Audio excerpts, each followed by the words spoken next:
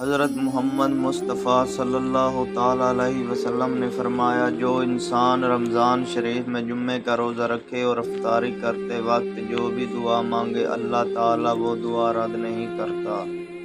اور امام علی علیہ السلام نے فرمایا، جو انسان جمعے کا روزہ رکھے جب تک وہ روزہ افطار نہیں کرتا تب تک فرشتے اس کے لیے استغفار پڑھتے ہیں، یہاں تک کہ جب وہ روزہ افطار کرتا ہے تب تک اس کے سارے گناہ اللہ تعالیٰ معاف کر دیتا ہے۔ اور حضرت فاطمہ الزہرا سلام اللہ علیہا نے فرمایا، اگر کوئی عورت جمعے کا روزہ رکھے اور گھر کے کام کرے تو اللہ تعالیٰ اس عورت پر دوزخ کی آگ حرام کر دیتا ہے۔